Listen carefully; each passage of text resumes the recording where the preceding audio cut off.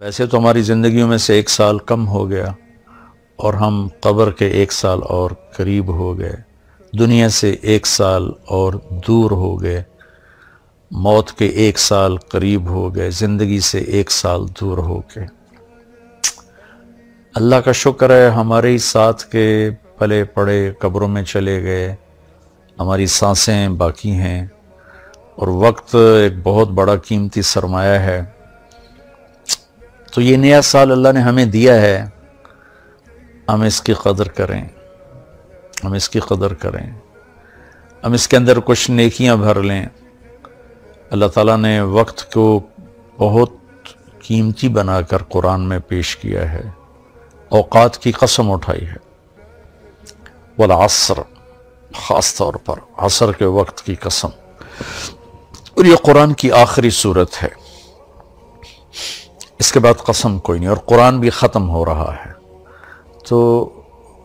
ایسے ایک مناسبت سمجھ میں آئی ہے، اللہ کرے گا ٹھیک ہی ہوگی، کہ جیسے عصر کا ٹائم آتا ہے تو دن کے جانے میں ٹائم تھوڑا رہ جاتا ہے، شام اندھیرا آنے میں ٹائم تھوڑا رہ جاتا ہے،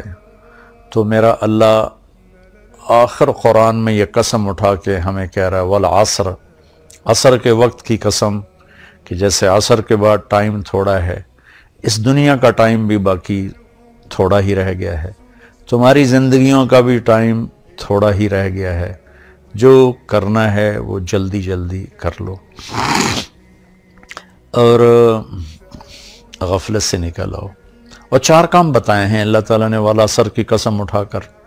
ایک، ایمان لے آؤ، الا الذین آمنوا، شکر ہم ایمان والے ہیں، وعملوا الصالحات، دوسرا اچھے کام کرو، نیک کام کرو، کبیرہ گناہوں سے بچو، ہو جائے توبہ کر لو، ہم کوئی مشین نہیں، اوپر نیچے ہونا انسانی فطرت ہے، ہو جائے گناہ توبہ کر لو، وتواصوا بالحق،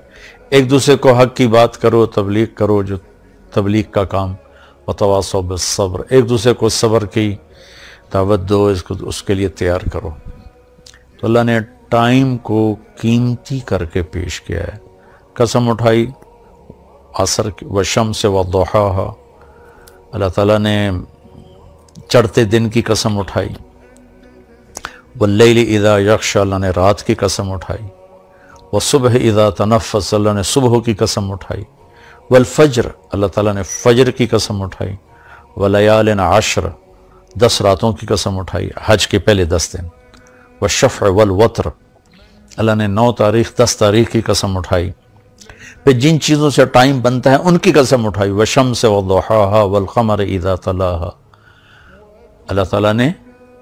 سورج کی قسم اٹھائی، چاند کی قسم اٹھائی، والنجم اذا ہوا، اللہ نے ستاروں کی قسم اٹھائی، ان کی گردش سے ٹائم بنتا ہے۔ پھر ٹائم کی جو شکلیں ہیں، والنہار اذا تجلی، اللہ نے دن کی قسم اٹھائی، واللیل، رات کی قسم اٹھائی۔ تو جتنے ٹائم فگر ہیں بڑے، ان سب کی اللہ نے قسم اٹھائی ہے، دن کی، رات کی، عصر کی، چڑھتے دن کی، پھر خاص راتوں کی، صبح کے وقت کی، صبح صادق کے وقت کی، فجر کے وقت کی، پھر حج کی 10 راتوں کی، پھر حج کے 9 تاریخ کی، پھر عید کے دن 10 تاریخ کی۔ یہ قسم اٹھانا چیز میں طاقت پیدا کرنے اور اہمیت پیدا کرنے اور تاکید کے لیے ہوتا ہے۔ تو میرے بھائی بہنوں، اللہ نے وقت کی قسم اٹھا کر ہمیں تاکید کی ہے کہ ٹائم بہت قیمتی چیز ہے، اسے ضائع ہونے سے بچاؤ۔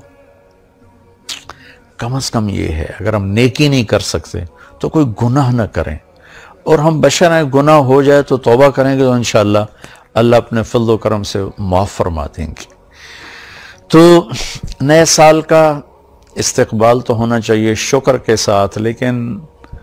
مغرب کی آندھیوں نے ہمارے بہت سے چراغ بجھا دیے، اور ہم بھی اس رات کو اس طرح مناتے ہیں جیسے وہ مناتے ہیں جن کے سامنے نہ جنت ہے، نہ جہنم ہے، نہ آخرت ہے۔ وہ تو بیچارے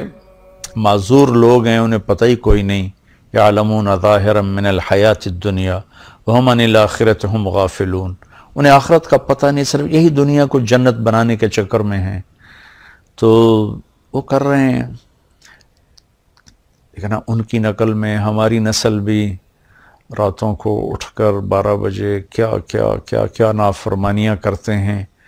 میں نے چونکہ وہ دور بھی دیکھا ہے، کالج کا دور بھی دیکھا ہے، ان تاریک راہوں پہ کیا کچھ ہوتا ہے وہ بھی دیکھا ہوا ہے۔ تو میں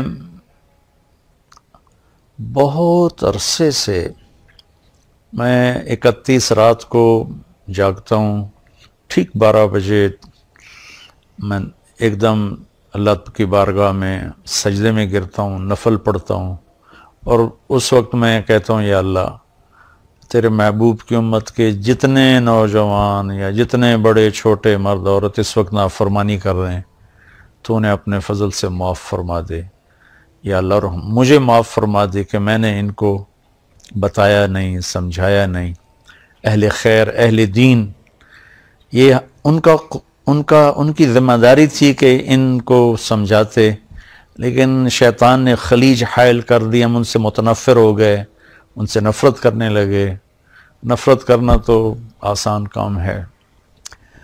نشہ پلا کے گرانا تو سب کو آتا ہے، مزہ تو تب ہے کہ گرتے کو تھام لے ساقی۔ جو ہمارے دینی طبقوں میں جو غفلت میں پڑے ہوئے لوگوں سے نفرت پیدا ہو گئی ہے، اور جو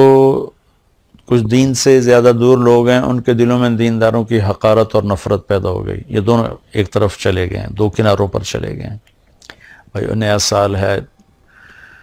جو لوگ میری بات سن رہے ہیں یقیناً سارے تو نہیں سنیں گے اور سارے پسند بھی نہیں کریں گے، لیکن جنہیں اچھی لگے ان کی خدمت میں گزارش کرتا ہوں کہ آئیے ہم اس نئے سال کو اسی طرح معصوم رکھیں جیسے اللہ نے معصوم ہماری گود میں اسے ڈال دیا ہے۔ ہم اس میں آپس کی نفرت سے بچیں، فرقہ واریت سے بچیں، دھوکے سے، فراڈ سے بچیں، جھوٹ سے بچیں، ظلم و ستم سے بچیں، چوری ڈاکے، زنا شراب جوئے سے بچیں، رشوت سے بچیں، سود سے بچیں، کھوٹ سے بچیں، ماں باپ کی نافرمانی سے بچیں، رشتہ داروں کے ساتھ لڑائی جھگڑوں سے بچیں، آپس کی لڑائیاں ختم کریں، کسی سے ناراض ہیں صلح کر لیں، کسی سے نفرت ہے اپنے دل کو دھو لیں، صاف کر لیں، کسی کا بغض ہے صاف کر دیں، کسی نے زیادتی کی ہے معاف کر دیں، ہمارا اللہ بھی ہمیں معاف کرے گا۔ کسی طرح بھی نفرت روا نہیں ہے۔ میں بڑے منت سے ہاتھ جوڑ کے ان خطیبوں سے کہتا ہوں جنہوں نے صبح سے شام تک صرف فرقہ واریت کو ہی کہ پھیلانے کو ہی دین سمجھا ہوا ہے، اور کبھی کسی کو کافر بناتے ہیں، کبھی کسی کو کافر بناتے ہیں۔ اللہ کے واسطے اور بھی دکھ ہیں زمانے میں محبت کے سوا، راحتیں اور بھی ہیں وصل کی راحت کے سوا۔ دین کے اتنے مضامین ہیں بیان کرنے کو، لوگوں کو مثبت بات بتائیں، لوگوں کو پازیٹیو بات بتائیں، یہ کافر وہ کافر، اس سے نفرت کرو، اس سے نفرت کرو۔ میری تو منت ہی ہے، نکار خانے میں طوطی کی کون سنتا ہے، اس بھڑکتی آگ پہ پانی ڈالنا میرے بس میں تو ہے نہیں، لیکن میں اللہ چاہے گا تو کر دے گا۔ تو لیکن جو ہماری نوجوان نسل ہے ان سے تو میں ضرور کہوں گا کہ بچوں مسلمان بن کے چلو، امت بن کے چلو۔ تم کسی سے متاثر ہو، تم کسی عقیدے پر ہو، تم کسی نہج مسلک مذہب پر ہو، اس پہ باقی رہو، لیکن اوروں کو جگہ دو، اللہ کے واسطے جگہ دو۔ صرف ہم ہی مسلمان ہیں، باقی سب کافر ہیں۔ ان چیزوں سے واپس آ جاؤ، اس میں تمہیں تباہی کے سوا کچھ بھی نہیں ملے گا۔ میں نے دنیا پھری ہے، تاریخ پڑھی ہے، میں خون کے آنسو روتا ہوں۔